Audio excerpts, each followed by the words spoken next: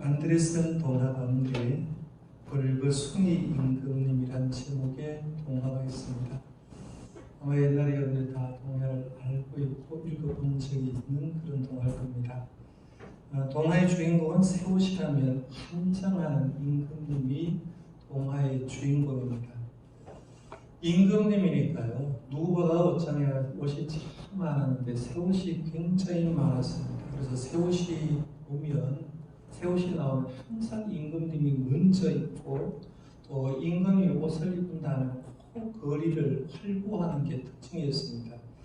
거리를 갔으면 백성들이 임금님을 보고 참 대단하다, 어떻게 저렇게 멋진 옷이 있냐라는 그런 칭송을 듣기 좋아하는 그런 임금님이었는데, 이 나라 이웃 나라에서 이제 두 명의 거짓말쟁이가 찾아옵니다. 거짓말쟁이가 거리에서 손을 높이 들면서 소리를 칩니다. 자, 이 옷 한번 보세요 라고 했어요. 이 옷 한번 보십시오 라고 얘기하는데, 사실은 손에 여러분 제가 옷을 들고 있습니까? 안 들고 있습니까? 옷을 들고 있습니다 라고 이제 보여주는 겁니다. 그러면서 슬기로운 사람에게는 잘 보이지만 바보 같은 사람에게는 보이지 않는 신기한 옷입니다 라고 얘기하는 거예요. 빈손을 들고 있으면서도 슬기로운 사람에는 보입니다, 바보 같은 사람에는 안 보입니다 라고 하니까, 그걸 봤던 사람들의 반응이 허허 하면서 안 보이니까 답답해하는 사람도 있고, 만약에 안 보인다고 얘기를 하게 되면 자기가 바보가 되기 때문에 슬기로운 사람이냐 고개를 들면서 야 진짜 멋있는 옷입니다 라고 얘기를 하는 사람이 있었다라고 얘기합니다. 궁궐에 있던 임금님이 세상에서 지금 밖에서 희한한 사람이 두 사람이 등장해서 보이지 않는 옷을 얘기를 하면서, 이 옷이 보이면 슬기로운 사람이고 보이지 않으면 바보 같은 사람이라고 얘기하는 그 말을 듣고 왕궁으로 부릅니다. 왕궁으로 불러서 그 신기한 옷을 나를 위해서 한번 만들어 봐라 라고 얘기를 합니다. 두 명의 거짓말쟁이가 그렇게 거짓말하는 이유는 그것을 통해서 돈 벌려고 하는 목적이기 때문에 임금님한테 얘기를 합니다. 이것을 만들려고 하면 실이 필요하고 많은 걸 준비를 해야 되는데, 이건 신비한 옷이기 때문에, 신비한 옷이라서 옷감까지 실값이 굉장히 비쌉니다 라고 해서 왕궁에서 하여간 엄청난 돈을 받아가지고 밖에 가서 실을 구입해가지고 왕궁에다가 배틀을 만드는 거죠. 배틀을 만들어서 짜는데, 배틀을 가지고 이렇게 짜는데도 불구하고 사람들이 보이지 않는 거죠. 왜냐하면 보이지 않는 걸 가지고 지금 얘기를 하는 겁니다. 하여간 자기가 이제 보이는 것 조금 하면서 이제 옷감을 계속해서 짜는데, 사람에게 얘기하면 참 옷감 멋지시오 라고 이렇게 얘기를 하니까, 이걸 안 보이면 바보 같은 사람이 되고 보이면 슬기로운 사람이 되니까 계속해서 사람들이 뭐라고 하냐면 야 진짜 멋있는 옷감입니다 라고 이렇게 얘기를 해주는 겁니다. 임금님도 이제 자기를 위한 옷감을 만드니까 도대체 어느 정도 되는지, 옷감의 질은 얼마나 정도가 되는지 슬기로운 대신하늘을 보내는 거예요. 네가 가서 한번 봐라 라고 얘기를 합니다. 그 다음에 이어서 며칠 상간으로 이제 시종도 보내가지고 네가 가서 옷감이 어느 정도 만들었는지, 옷감이 얼마나 좋은지 한번 봐라 라고 얘기를 합니다. 슬기로운 대신이 가고 며칠 뒤에 또 시종이 가서 이렇게 보는데 눈에 보일까요? 안 보일까요? 싸지 않으니까 안 보이는 거예요.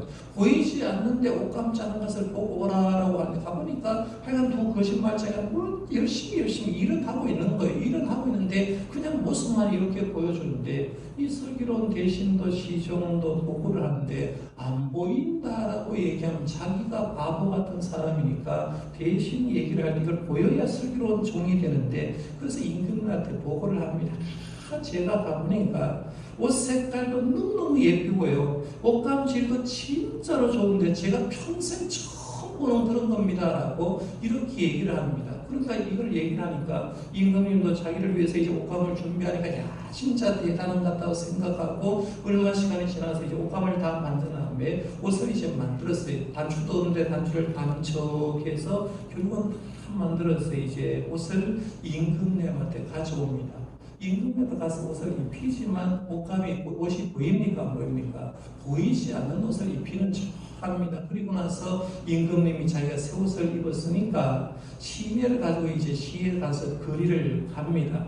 거리를 이제 쭉 가는데, 그걸 본 사람들이 반응이 전부 다 하는 말이 야 임금님 이번에 입은 옷은 진짜 화려한 옷입니다. 진짜 멋있는 옷입니다. 라고 하면서 백성들도 대신들도 주변의 사람이 쫙 얘기를 하는데 임금님이 헤엄치니까 수많은 사람이 옆에 있다가 이렇게 보다가 어른 틈에서 작은 아이 하나가 있었는데 아이 하나가 임금님을 이렇게 손짓하면서 하는 말이 뭐냐면 웃으면서 하하 웃으면서 임금님이 벌거숭이다 이렇게 하는 거예요.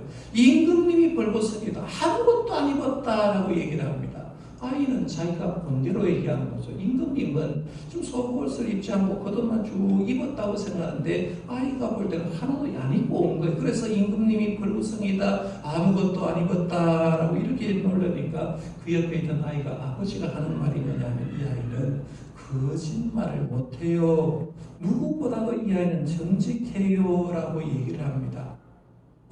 아이가 임금님은 벌거숭이다라고 얘기를 하면 그 옆에 있는 대신이나 그 옆에 있는 걸어가는 대신과 임금님은 자기를 딱 보고 아이고 내가 벌거벗었다라고 얘기를 하고 수치스러워야 되는데 그 말을 들었던 대신도 임금님도 꼼짝하지 않고 못 들었냐 그 길로 그대로 걸어가서 왕궁으로 들어갔다는 얘기예요. 이게 안데르센 동화 얘기입니다. 여기서 동화에 나오는 옷을 제가 한번 생각해 보려고 합니다. 지금 우리가 계속해서 넘어서를 생각하는 이신칭의 교리하고 지금 보이지 않는 옷을 가지고 이게 보입니까? 안 보입니까? 라고 했을 때 보이는 사람은 슬기로운 사람이고 보이지 않는 사람은 바보 같은 사람이라고 이렇게 얘기를 할 때 제가 교회에서 와가지고 계속해서 설교를 합니다. 이신칭의 믿음으로 의롭게 칭함받는다라는 말이에요. 종교개혁자는 종교개혁을 하면서 제일 강력하게 그 한 게 뭐냐면 오직 믿음으로 구원받는다고 했거든요. 솔라 피드예요. 오직 믿음으로 구원받는다라고 얘기해서 신앙인들하고 교회 조금 오면 이 신칭이 뭔지 알아요? 라고 말하면 이 신칭이 알죠. 솔라 피데가 뭔지 알아요? 오직 믿음으로 구원받는 게 뭔지 알아요? 라고 얘기를 하면 성도들이 대답을 할 겁니다. 이거 모른다고 얘기를 하면 내가 바보 취급을 당하고 안다고 얘기를 해야 된다는 거예요. 그래서 솔라 피데 오직 믿음으로 이신칭이가 뭡니까? 라고 말하면 안다고 이렇게 자꾸 얘기를 하다 보면 어떤 현상이 벌어지느냐 하면 성도 때도 이신칭이를 안다라고 생각하는 사실은 잘 몰라요. 집사 직분을 받았는데 이신칭의를 잘 몰라요. 교회 중직자가 되었는데 이신칭의를 잘 몰라요. 그러다가 내가 신앙 40년, 50년 했는데도 이신칭의에 대해서 좀 얘기를 해보십시오. 새가족에 와서 이신칭이라는 게 도대체 뭡니까? 뭘 믿는다는 말입니까? 이렇게 물었을 때 대답하지 못한다면 우리들도 벌거숭이 임금님에게 나오는 대신들이나 임금님처럼 전혀 보이지 않는데도 불구하고 보인다라고 얘기하는 거짓말할 가능성이 굉장히 많다는 거예요.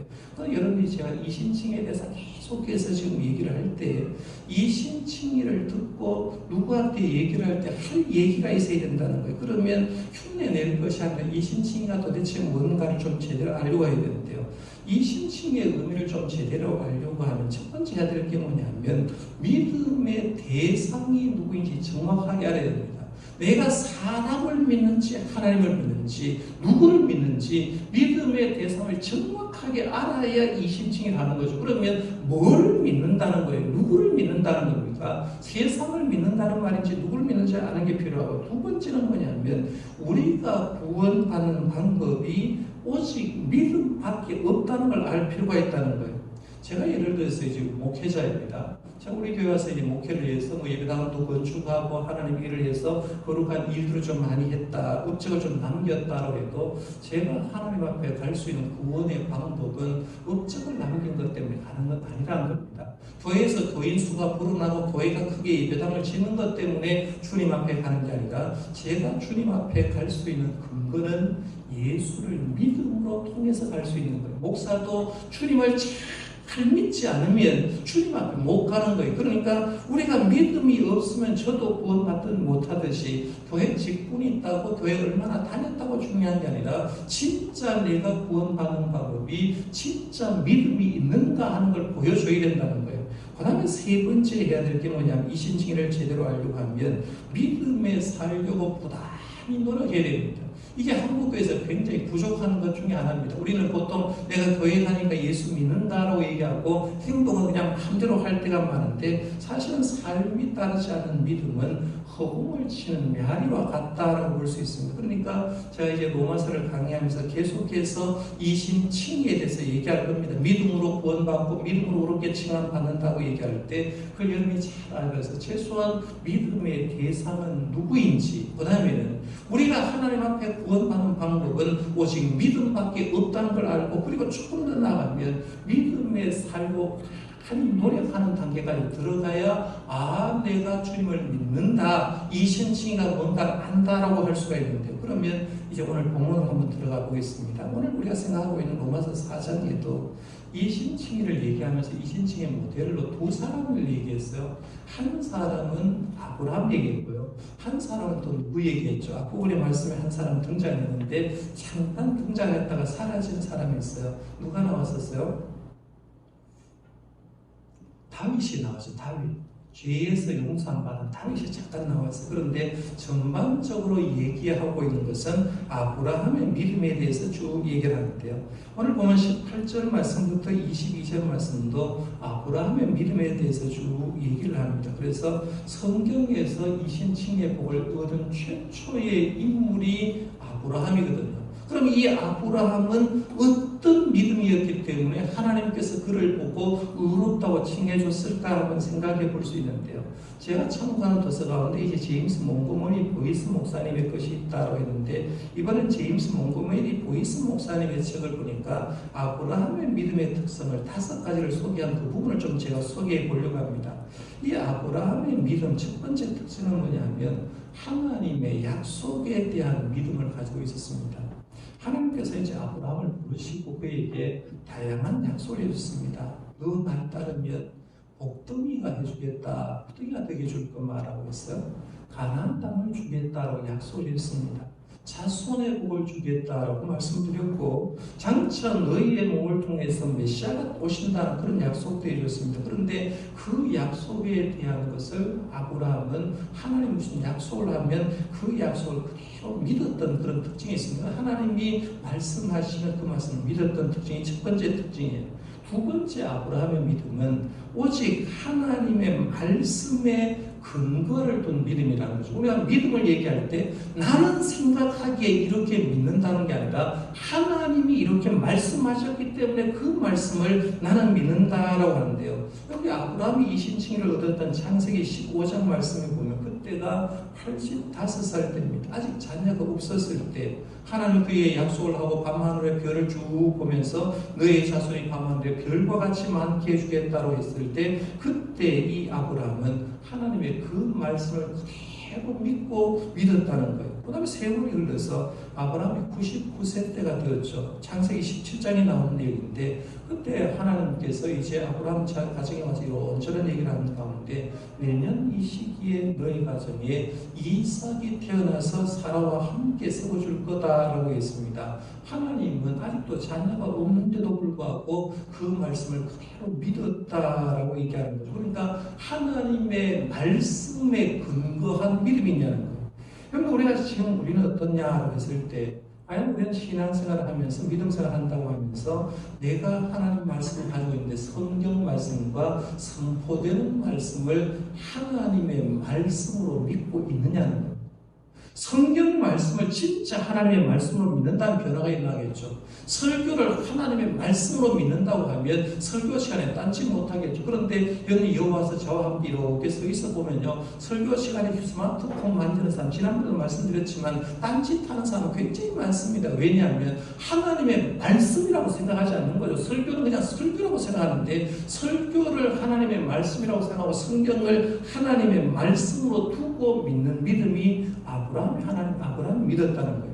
그 다음에 세 번째 아브라함의 믿음은 정반대되는 어려운 상황을 무릅쓴 믿음이었다라고 볼 수 있습니다. 오늘 보면 이제 18절, 19절 말씀이 바로 그 얘기인데요. 18절, 19절 말씀으로 같이 한번 읽어볼까요? 시작. 아브라함이 바랄 수 없는 중에 바라고 믿었으니 이는 내 후손이 이가 되리라 하신 말씀대로 많은 민족의 조상이 되게 하려 하심이라. 그가 100세나 되어 자기 몸이 죽은 것 같고 사라의 때가 죽은 것 같음을 알고도 믿음이 약하여지지 아니하고. 아멘. 18절 말씀은 아브라함이 85세 때 얘기입니다. 18절 말씀은 아브라함이 바랄 수 없는 중에 바랐고 믿었다. 그리고 이런 데 보서니 이같으리라는 말씀인데 이거는 아브라함이 85세 때 한 말이고요. 19절 말씀은 몇 세 때 한 말이에요? 19절 말씀은 몇 세 때요? 말씀을 끼기 때문에 얘기해도 안 들려요. 크게 한번 해봐요. 19절 말씀 몇 세 때요? 100세 때라고 성경은 얘기합니다. 그러나 정확하게 말하면 99세 때 얘기죠. 그렇죠? 99세 때 하나님께서 이렇게 얘기를 합니다. 그가 99세가 됐을 때 자기 몸이 죽은 것을 알고 사라의 때가 죽은 것 같음을 알고도 믿음이 약하여지지 아니하였다라고 했습니다. 그럼 아브라함 많이 한번 생각해봐요. 75세 하늘께 부름 받았어요. 85때 네 자손이 하늘의 별처럼 많게 해주겠다고 얘기를 했습니다. 지금 나이가 99세가 됐을 때 부름 받은 다음에 24년 세월을 흘렀습니다. 24년 세월 흘렀으면 자녀가 태어나든지 아니면 자녀를 원래 못 낳는 사람 같으면 자녀 날 환경이 아주 좋아지면 얼마나 좋겠어요. 쉽게 말하면 병원에서 의사가 하는 말대로 정자의 수가 굉장히 늘어났습니다. 난자가 더욱더 건강해졌습니다. 이렇게 하면 좋겠는데 성경 말씀이 그렇게 얘기를 하지 않고 99세 됐을 때 현실을 이렇게 말합니다. 19절 다시 한번 보십시오. 자기 몸이 죽은 것 같고 해서 여기 자기 몸은 아브라함의 몸을 얘기합니다. 아브라함의 몸이 죽은 것 같고 사라의 태가 죽은 것 같음을 알고도 믿음이 약하여지지 아니하고 라고 했다.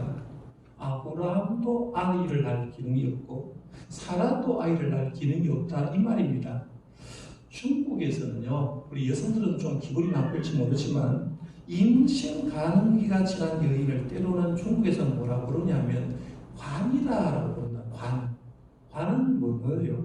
시체 넣는 걸 관이라고 얘기합니다. 그러니까 아이를 생산하지 못하는 여자를 가지고서 관이라 이렇게 얘기를 하는데 그러면 그 관이란 말로 얘기하면 아브라함도 관이에요. 산송장입니다. 사라도 산송장 관입니다. 그런데 자기가 아브라함도 관과 같은 존재가 되고 사라도 관과 같은 존재가 되어서 관과 같은 존재가 되면 전혀 거기에서는 새 생명이 탄생할 수가 없는데 아브라함은 그 믿음을 잃지 않았다. 환경은 분명히 관이에요. 분명히 관인데 이 아브라함은 뭘 믿냐면 산송장 같은 나도 하나님이 역사하시면 거기에서 새 생명이 태어난다는 걸 믿어버린 거예요. 그런 믿음을 가지고 있다는 거예요. 왜냐하면 이 아브라함 믿음은 하나님은 죽은 자를 살려줄 수 있다고 믿었기 때문에 그래요. 하나님은 죽은 자 같은 아브라함 자신을 살려줄 수 믿었고 하나님은 죽은 자 같은 사라도 살릴 수 있는 믿음이 믿었다는 거예요. 그래서 이런 믿음이 있었기 때문에 결국에는 상황을 무릅쓸 수 있는 그런 믿음이 있었는데 이게 잘 드러난 사건이 어디냐면 이삭을 낳고 120주 무렵에 모리아산에 번제로 드릴 때 얘기라고 했습니다. 번제로 드릴 때 자기 종에게 뭐라고 얘기하는 이렇게 얘기합니다. 창세기 22장에 보면 아브라함이 종들에게 이르되 너희는 나귀와 함께 여기서 기다리라. 내가 아이와 함께 저기 가서 예배하고 우리가 너희에게로 돌아오리라고 했어. 내가 모리아산에 가서 이삭과 함께 예배를 하는데 거기 가서 예배하고 돌아올 때는 혼자 돌아와야 정상인데 죽었으니까요. 번제로 되면 죽었는데 아브라함은 뭐라고 하냐면 우리가 너희에게로 돌아온다는 겁니다. 쉽게 말하면 아브라함이 이삭이 설령 죽는다 해도 하나님은 살려줄 줄 믿었기 때문에 둘이 같이 돌아온다라고 얘기하는 거예요. 아브라함은 이렇게 자신이 원하는 방향과 환경이 정반대로 갔어도 그 환경을 무릅쓰고 믿음으로 이겨낸 믿음이 있었다는 얘기입니다. 지금 우리가 처한 환경이 어쩌면 그런 환경이라고 생각합니다. 지금 코로나19로 힘들잖아요. 예배 환경이 자꾸 가면 우리가 예를 들어서 영과 진리로 예배하고 새벽 기도 때 와서 기도하고 수요 성령기도 기도하게 되면 예배 환경이 굉장히 좋아져야 되는데 현실은 더 어려워지는 것 같습니다. 지난 수요일에 우리 정부에서 아까 광고를 했습니다만 정부를 대상으로 핵심 방역수칙 의무화를 발표하면서 사실 목회자가 너무 가슴이 아팠어요. 가슴이 아프고 저 정치 얘기 참 안 하는데요. 해도 너무 심하게 한다. 이 정권이 찬송 크게 부르지 마라. 기도 크게 하지 마라. 교회 밥 주지 마라. 이거는 어느 정권에도 없던 얘기를 지금 하고 있는 겁니다. 그런데 세상 사람은 그걸 그렇게 얘기하면서 교회를 비난하는데 기독교인들은 그것을 가만히 보면서 왜 이렇게 되었을까? 왜 우리가 열심히 방역하고 열심히 믿고 열심히 기도하면 환경이 좋아져야 되는데 왜 이렇게 더 어렵게 나라가 꾸려가는가라고 생각해 보면서 저도 굉장히 수요일 오후에부터 시작해서 굉장히 어려운 시간들을 보냈는데요. 그렇게 보내면서 그 다음날부터 새벽 기도를 하는데 우리가 참 시편 말씀 하나가 생각났어요. 내가 사망의 음침한 골짜기로 다닐지라도 해를 두려워하지 않을 것은 주께서 그때도 나와 함께 하신 주의 지팡이와 막대기가 나를 안위하시나이다. 시편 23편 4절 말씀이 계속해서 생각났습니다. 사망의 음침한 골짜기로 다닐지라도 해를 두려워하지 않을 것은 주께서 나와 함께 하십니다. 그때도 주의 지팡이와 막대기가 나를 안위해 주신다는 말씀을 생각하면서 우리의 환경이 우리가 원하지 않는 환경으로 갈지라도 하나님을 향한 하나님의 약속을 향한 그 믿음 잃어버리지 마시기를 바랍니다. 아브라함이 바로 그런 믿음을 가지고 있었다는 겁니다. 그 다음에 네 번째 아브라함의 믿음은 충분히 확신한 믿음을 가지고 있었다라고 합니다. 그래서 아브라함의 믿음의 특징은 확신입니다. 확신. 아브라함은 오늘 말씀에 보면 아브라함의 믿음을 여러 가지로 표현했는데요. 19절 상반절에 보면 이렇게 얘기합니다. 믿음이 약하여지지 아니하고 있어요. 믿음이 약하여질 수 있는데 약하여지지 아니했다. 20절 상반절에 보면 믿음이 없어 하나님의 약속을 의심하지 않고 충분히 의심할 수 있는데도 불구하고 의심하지 않았다는 거예요. 20절 하반절에 보면 믿음으로 견고하여져서 하나님께 영광을 돌리며 순차적입니다. 보십시오. 약하여지지 아니하고 의심하지 아니하고 그 다음에는 믿음으로 견고해져서 어떤 단계로 들어가냐면 21절 말씀에 보면 약속하신 것을 또한 능히 이루실 줄을 확신하였으니라고 했어요. 삶의 환경은 약해질 수 있어요. 의심할 수 있었어요. 그런데 아브라함은 약해지지도 않고 의심하지도 않고 오히려 믿음이 견고해지고 하나님의 약속의 말씀을 확신하셨다라고 얘기하는 거예요. 여러분 우리 기독교인의 믿음도 이런 거죠.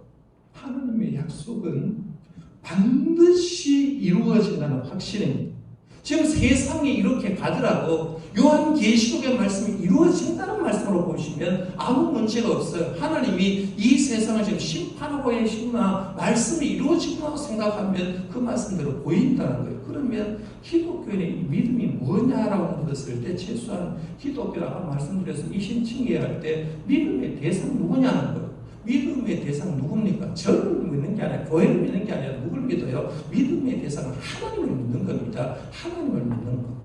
그 다음에 하나님을 믿는데 그 하나님이 죽은 하나님이 아니라 지금도 살아 계시는 하나님을 믿는 거예요. 옛날 구약의 하나님이 아니라 지금도 살아 계신 하나님을 믿고 그 다음에 동시에 세 번째 믿는 게 뭐냐면 하나님의 약속은 반드시 이루어진다는 사실을 믿는 겁니다. 그러면 우리의 믿음도 이렇게 되면 좋겠다는 거예요. 그런데 여러분 우리의 믿음이 어떠냐고 했을 때 아브라함이 처한 것처럼 환경이 어려워도 하나님 앞에서 확신의 믿음으로 성장해야 되는데 그렇지 못하다면 곤란하다는 거죠. 환경 때문에 믿음이 약해지고 의심하고 떨어진다고 하면 우리의 믿음은 아직도 멀었다고 볼 수 있어요. 그래서 우리가 힘든 시기지만 우리의 믿음도 아브라함처럼 확신 있는 그런 믿음 생활을 할 수 있기를 바랍니다. 이게 진짜 믿음이라. 자, 그럼 마지막으로 아브라함의 믿음은 행동하는 믿음입니다. 다섯 번째로 얘기할 때 행동하는 믿음이었습니다. 아브라함은 100세의 이삭을 얻을 정도로 하나님을 믿었습니다. 그 믿음은 머리로서가 아니라 입술로서 믿는 게 아니라 행동으로 옮겼다는 거죠. 성경적인 믿음이 뭐냐라고 정의하면 이렇게 할 수 있어요. 성경적인 믿음은 하나님을 믿고 그 믿음의 터 위에서 행동하는 겁니다. 믿었으면 행동하는 거예요. 믿었으면 그 믿음을 근거로 행동으로 옮기는 게 그게 하나님 앞에서 믿는 믿음을 보여주는 거죠. 예를 들면 이런 거예요. 아브라함은 99세 때 하나님이 와가지고 할례 받으라고 했어요. 그런데 지금 예를 들어서 70 먹은 어른한테 하나님께서 와서 당신 가정에 아이 줄 테니까 할례 받으라고 하면 할례를 받겠습니까? 77대 안 받아요. 내가 지금 나이가 얼마인데 하는데 아브라함은 90대 할례 받으라니까 그대로 행동을 온 거. 자기도 가족 식구들도 할례를 받았습니다. 99세 때 하나님 이름 바꿔줬잖아. 네 지금까지 아브라함이라고 불렀는데 이름을 아브라함이라고 해라고 했어요. 이 아브라함이라는 뜻은 존귀한 아버지라는 뜻입니다. 그냥 한 무리의 아버지라는 뜻이에요. 아브라함은 열국의 아버지라는 뜻입니다. 쉽게 말하면 아주 방대한 무리의 아버지라는 거죠. 그러니까 한 작은 무리의 아버지였다가 열국의, 그러니까 방대한 무리의 아버지라고 이름을 바꾸라고 얘기했어요. 이름 바꾸라고 하는데 바꿨어요. 그런데 이름을 요즘은 이름을 쉽게 바꿉니다만 아버지가 주신 이름 함부로 바꾸겠습니까? 그런데 하나님 주시니까 행동을 옮겼다는 120세 무렵에 이미 우리 알듯이 이삭을 번제로 바치러 할 때 주저없이 행동을 옮겼다는 겁니다. 그러니까 행동을 옮기는 그 믿음이 너무 귀하니까 야고보서 신약의 야고보서 기자는 행동에 초점을 맞추어서 아브라함은 행함으로 의롭다움을 받았다라는 거죠. 그 뜻을 제가 이미 그렇게 말씀을 드렸습니다. 오늘 우리의 부족한 부분이 이 5번째 행동하는 부분이 아닌가, 믿음이 아닌가 생각해 봅니다. 우리는요, 머리로서 계산 잘해요. 잘 알아요. 예수님 게 뭐지? 잘 알아요. 입으로 말도 잘해요. 그런데 정작 몸이 와야 될 거, 몸은 행동으로 옮길 때 못 옮깁니다. 그거는 행동하는 믿음까지 못 갔다는 얘기죠. 그래서 우리가 이 말씀 보면서 그렇다면 아직도 나는 믿음이 부족하구나라고 생각해 볼 수 있습니다. 자, 5가지 이제 아브라함의 믿음을 특성을 이제 정의를 한번 해보고 있습니다.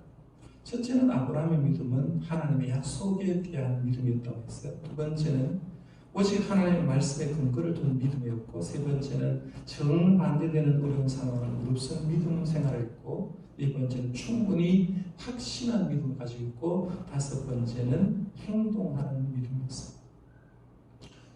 믿음으로 구원받는다. 믿음으로 의롭게 칭함받는다. 우리가 생각한 단순한 그 믿음하고 아브라함이 가진 믿음은 엄청난 차이가 나는 걸 보게 됩니다. 그래서 믿는다라고 얘기할 때 우리는 진짜 아브라함이 가지고 있던 그 믿음을 내가 가지고 있어야 하나님은 나를 보고 의롭다고 칭함받는다는 거예요. 그래서 그 믿음을 가만히 한번 생각해 볼 필요가 있습니다. 이게 이신칭의의 이신 믿음으로라는 거예요. 자, 그러면 사도 바울은 로마 교회에 이렇게 쭉 편지를 쓰면서 로마 교인들에게 왜 이 말씀을 했을까 하는 겁니다. 아브라함 믿음을 소개한 이유는 로마 교인들도 후대 교인들 지금 우리까지도 아브라함의 믿음을 가지도록 하기 위해서 이렇게 쓰는 겁니다. 그래서 오늘 본 말씀에 보면 23절에서 25절 말씀은 이제 적용 부분입니다. 4절 말씀을 쭉 마치면서 내가 왜 아브라함의 믿음을 얘기하고 있는지 아느냐 그러면서 적용을 시키는데 23절부터 25절 말씀 한번 읽어볼까요? 같이 읽어보겠습니다. 시작. 그에게 의로 여겼다 기록된 것은 아브라함만 위한 것이 아니요 의로 여기심을 받을 우리도 위함이니 곧 예수 그리스도를 죽은 자 가운데서 살리신 이를 믿는 자니라. 예수는 우리가 범죄한 것 때문에 내줌이 되고 또한 우리를 의롭다 하시기 위하여 살아나셨느니라 해서 이렇게 보면 사도 바울이 로마교회 이 편지 아브라함의 이신칭의를 쓰는 이유를 뭐라고 했느냐 하면 오늘 우리를 위해서 썼다는 거죠. 그러면서 이렇게 썼어요. 잘 한번 보십시오. 24절에 의로 여기심을 그 다음 말인 거예요. 의로 여기심을 받으리라고 했어요. 그렇죠? 로마 교인들에게 너희들이 의롭다 여김을 받았다고 얘기하지 않고 너희들도 이렇게 믿어야 의롭다고 칭함 받을 거다는 거예요. 그래서 의로 여김을 받을 우리도 하나님을 믿어서 이렇게 받아야 되는데 받을 우리를 위해서 이 말씀을 기록했다라고 얘기를 합니다. 그러면서 누구 얘기하느냐 하면 이제 우리의 믿음의 대상 얘기합니다. 아브라함이 하나님 믿었듯이 지금 우리들도 하나님과 예수님 믿어야 된다라고 얘기하면서 하나님과 예수님의 사역을 이렇게 정리해 주죠. 첫 번째 얘기한 게 뭐냐면 이제 바울은 우리에게 하나님이 예수님을 죽은 자 가운데서 살리셨다는 믿으라는 거죠. 두 번째 얘기하는 게 예수님을 살리신 하나님을 믿으라는 거예요. 세 번째 얘기하는 건 예수님의 죽으심은 다른 사람을 위한 거다. 자기 자신의 죄 때문이 아니라 다른 사람을 위해서 죽었다고 얘기했어요. 그 그 다음에 네 번째 예수님의 죽으심은 나를 살려서 의롭다 하기 위해서 예수님은 죽으셨다는 겁니다. 그러면 여기서 얘기하는 세 가지 정도를 강조하죠. 하나님이 예수님을 보내주셨고 하나님 믿어야 된다. 예수님, 우리를 위해서 돌아가신 예수를 믿어야 된다. 그 다음에 예수를 믿어야 예수님의 죽으심은 우리를 살리기 위한 믿음이기 때문에 그 예수를 믿어야 우리가 의롭게 된다라고 얘기하는 거예요. 근데 잘 한번 보십시오. 예수님의 돌아가심으로 첫 번째 혜택 본 사람이 누굽니까? 예수님이 돌아가심으로 누구 대신에 예수님 돌아가셨다 할 때 예수님 죽으심으로 첫 번째 혜택 본 사람이 누군가라고 했을 때 성경에 보면 바라바라고 할 수 있어요. 바라바. 잘 보십시오. 바라바는 강도였고 살인자였고 로마인들에게 체포되어서 감옥에 갇힌 자였습니다. 예수님이 재판받을 무렵에는 처형당할 만한 기다리고 있었습니다. 당시 총독비단에게는 바라바에게 아무 관심이 없었습니다. 바라바 같은 사람, 살인감도 뭐 필요하겠습니까? 그 사람 세상에 없는 게 훨씬 좋으니까 바라바에게는 아무 관심이 없었습니다. 대신 빌라도는 누구에게 관심 가졌느냐면 죄가 없던 예수님께 관심을 가졌어요. 바라바 아내가 저 사람 의니까 건들지 말라는 꿈에 봤다라고 하면서 그 정도로 얘기했습니다. 빌라도는 예수님을 살려보려고 묘안을 썼어요. 6월절, 당시 6월절에는 특사한 사람을 파송하는 제도가 있었는데, 그러면 그 특사를 파송하고 특사를 통해서 한 사람을 살려낼 때, 죄인 한 사람을 내놓을 때 예수하고 바라바를 딱 경쟁 붙이면 바라바는 살인자고 강도짓을 했기 때문에 군중들이 이 사람을 죽일 거다라고 생각하고 그대로 밀고 나갔습니다. 그러나 이미 군중들은 대제사장의 사주를 받아서 바라바를 살려달라고 얘기하고 예수님을 십자가에 죽이라고 얘기를 합니다. 감옥 속에서 죽을 날만 기다렸던 바라바는 밖의 사정을 아무것도 몰랐습니다. 총독 빌라도가 예수님하고 뭔 얘기를 하는지, 군중들이 어떤 얘기를 하는지, 대제사장이 어떤 얘기를 하는지 몰랐는데 얼마 후에 감옥에서 보니까 밖에서 들리는 소리가 십자가에 못 박아라! 십자가에 못 박으라고 얘기하는 거예요. 감옥 안에 있었던 바라바는 드디어 때가 됐구나. 내가 이제 처형의 순간에 왔구나라고 생각하는 거죠. 날 이제 죽이라고 하는 것 같다라고 생각했어요. 간수가 문을 철컹 열고 들어옵니다. 가슴이 철렁했어. 이제 나를 데려오는구나라고 생각하는 거죠. 올 것이 왔다. 간수가 감옥 문을 탁 여는 순간 하는 말이, 바라바 나와, 석방이야. 아무것도 한 일 없는데, 아무것도 한 건 뭐고 밖에 사정을 모르는데 무조건 석방이라 해서 감옥에 풀어줘 버리는 거예요. 바라바가 밖에서 보니까 예수님이 끌려가는 그런 장면을 봤다고 한번 생각해 보십시오. 저 사람은 누구 때문에 끌려가? 예수님이 십자가에 달아가서 누구 때문에 십자가에 달려가? 바라바하고 예수님하고 경쟁 붙어가지고 결국에는 예수님은 죄가 없는데 바라바를 대신해서 바라바는 풀어주고 예수님 이 사람 대신에 십자가의 못을 박히는 거죠.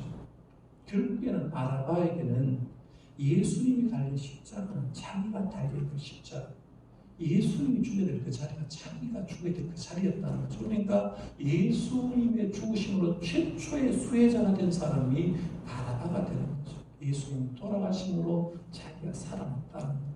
그런데 여러분, 그 바라바가 저와 여러분 아니냐는 거죠. 저와 여러분, 죽어 마땅한 죄인인데 예수님의 죽으심으로 내가 살아나는 거죠. 이 일을 누가 했느냐? 성부 하나님 하셨고 성자 예수님 하셨어요.